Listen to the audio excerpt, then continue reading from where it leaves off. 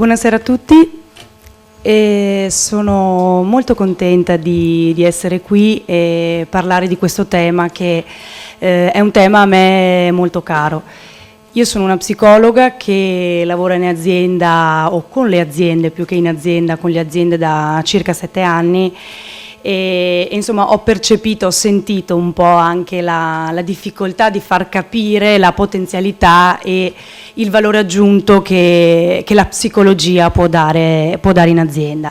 La psicologia è vista come una risorsa che può apportare un cambiamento in azienda, non solo però vista come lo psicologo che fa un'analisi, ma uno psicologo che si fa un'analisi e poi progetta e co-costruisce, come si diceva prima, un intervento che porta ad un cambiamento tangibile, concreto e misurabile. È un bellissimo obiettivo, ambizioso e che secondo me è molto importante.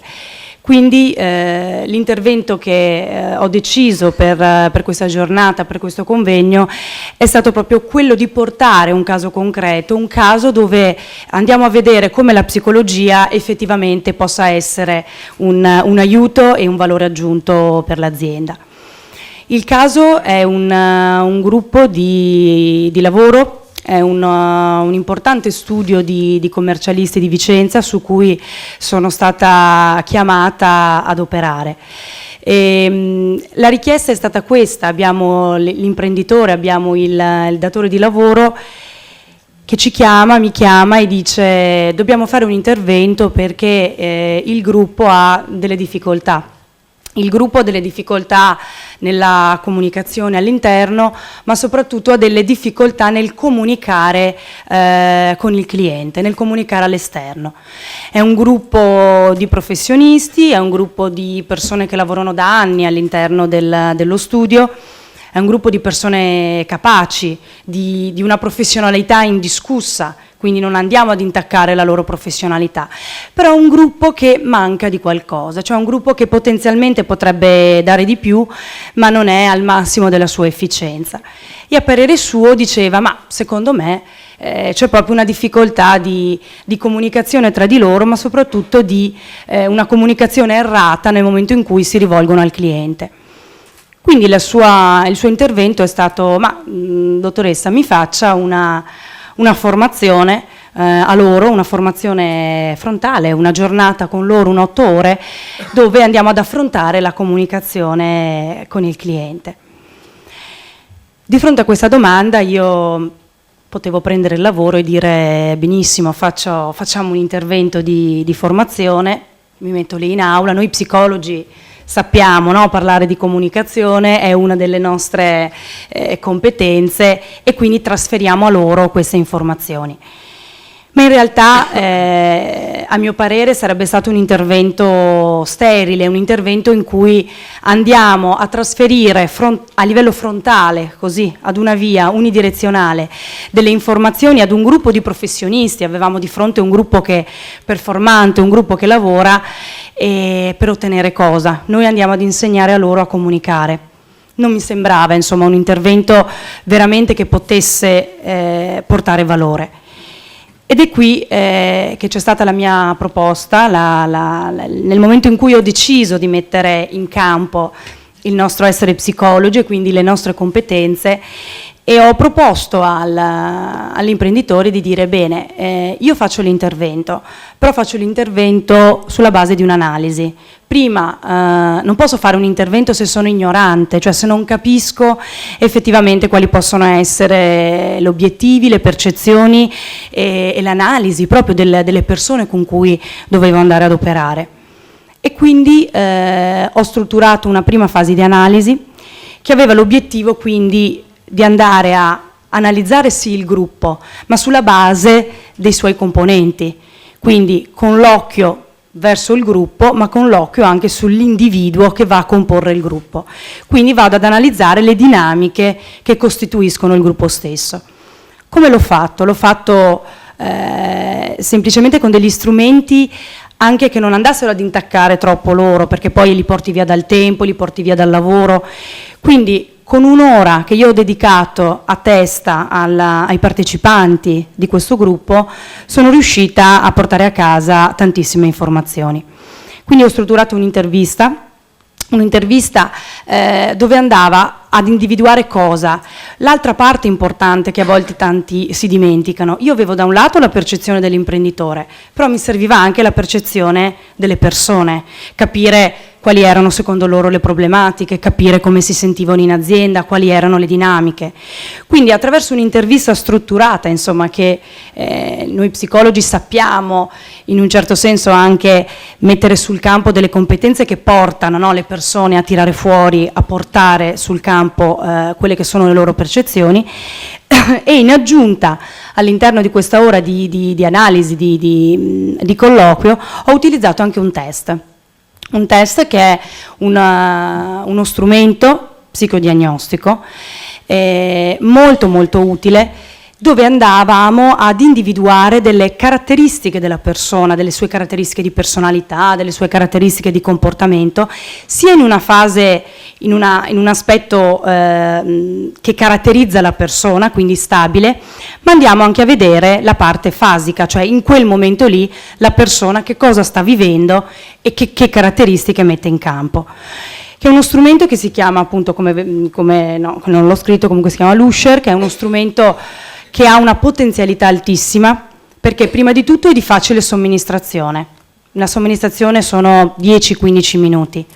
Non è assolutamente invasivo, perché vengono presentate delle tavole di colore e la persona deve rispondere semplicemente sulla base delle preferenze a quel colore lì, ed ha un grado di attendibilità molto alto.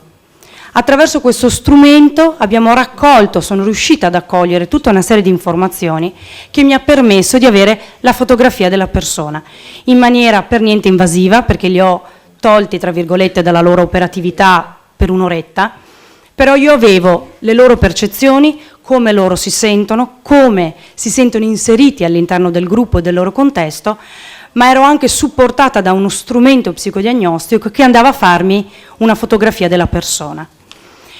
I risultati quindi sono stati questi.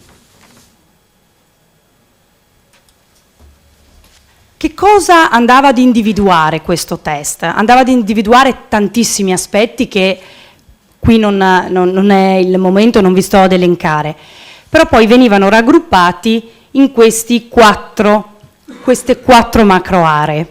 Andiamo a vedere l'area iniziale dell'appartenenza, che è molto importante, viene chiamato il commitment, cioè andiamo a vedere quanto le persone si sentono appartenenti alla loro organizzazione, al loro gruppo di lavoro.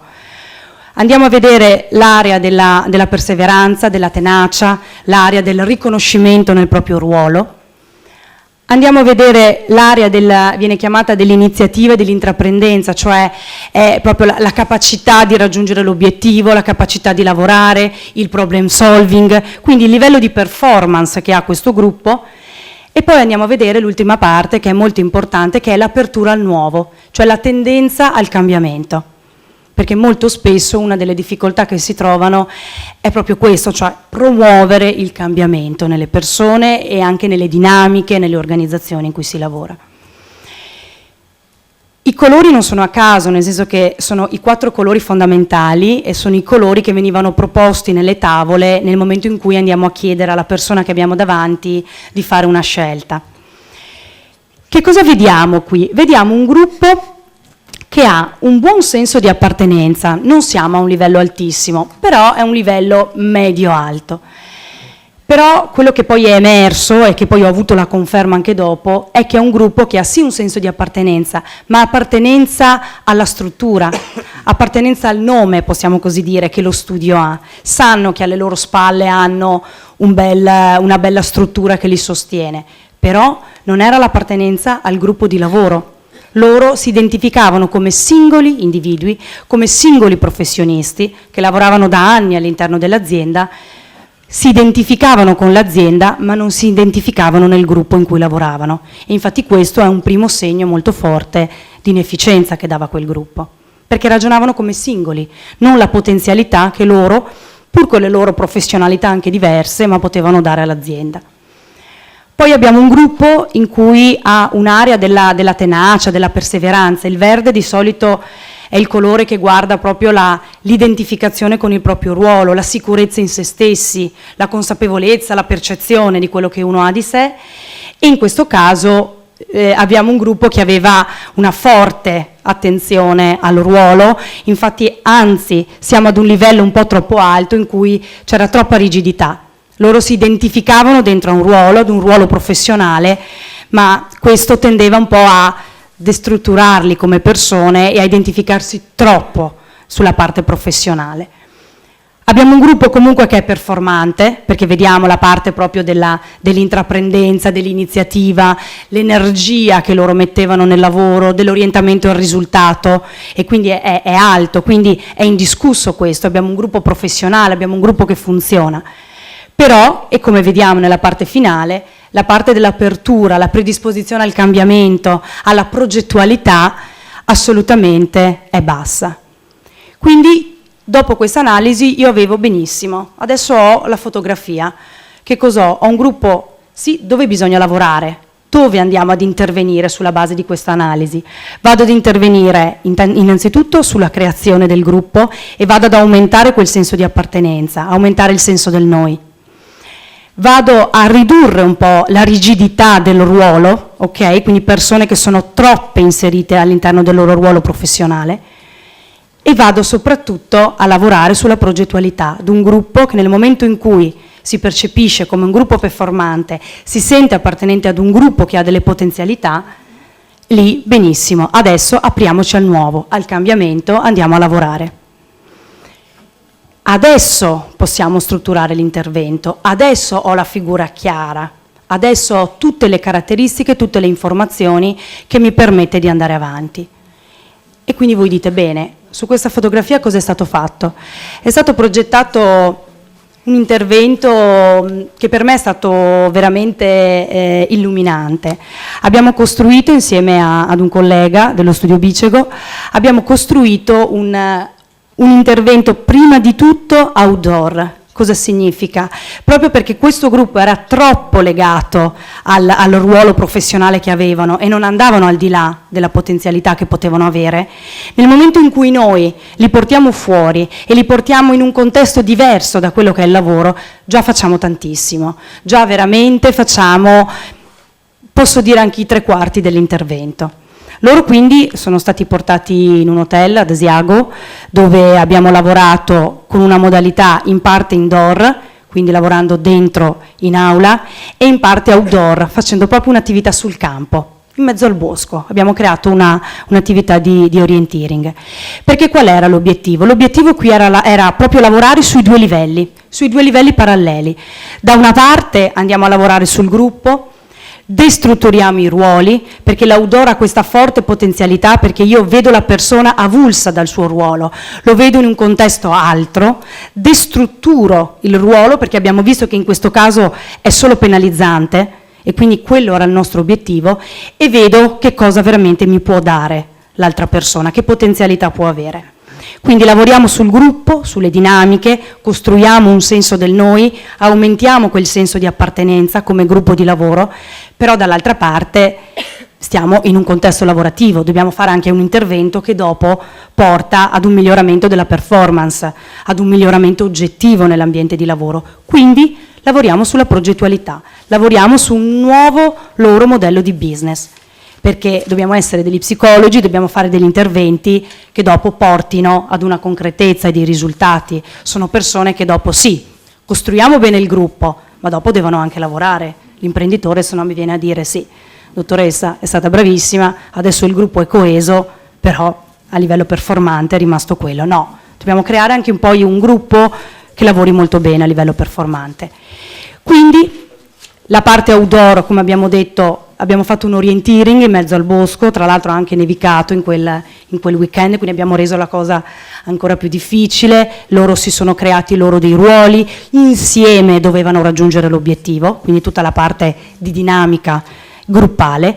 Dall'altra parte abbiamo utilizzato un modello americano, che è un modello molto utile, che lavora proprio con la logica del visual thinking, cioè con dei cartelloni, con dei post-it, dove loro andavano nella prima mezza giornata a ragionare sul loro modello di business attuale, Quindi quali sono le nostre risorse, come le impieghiamo, quali sono le competenze che mettiamo sul campo, chi sono i nostri clienti, in modo tale che loro lì insieme, in un contesto diverso dal loro ambiente di lavoro, hanno iniziato a capire effettivamente che non sono solo delle persone singole con il loro pezzetto che sanno fare, ma che insieme, mettendo sul campo più competenze, potevano essere ancora più efficienti e performanti.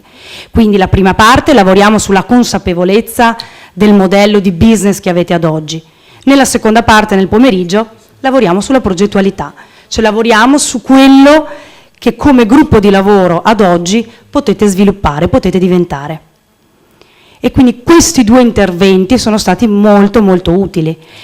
Io poi col mio occhio psicologico ho curato anche poi tutta la parte di debriefing finale, dove andiamo a vedere un po' come si sono sentiti, cosa hanno visto di diverso in loro, che tipo di ruolo hanno visto al di là dei loro colleghi, e quindi andiamo proprio, e lì sono venute fuori dei feedback veramente molto molto forti. Per esempio tra di loro si davano del lei, quindi creavano un muro, alla fine della giornata si davano del tu, per intenderci, cioè hanno proprio abbattuto le barriere che vedevamo all'inizio nella costruzione troppo alta del ruolo, e poi hanno creato quella progettualità che mancava, l'hanno creata. Ogni 2 settimane faranno una riunione dove metteranno sul campo tutte le loro difficoltà, le problematiche che ci sono, troveranno una soluzione, si sono dati dei ruoli diversi e poi vediamo insomma quello che emergerà nei prossimi mesi.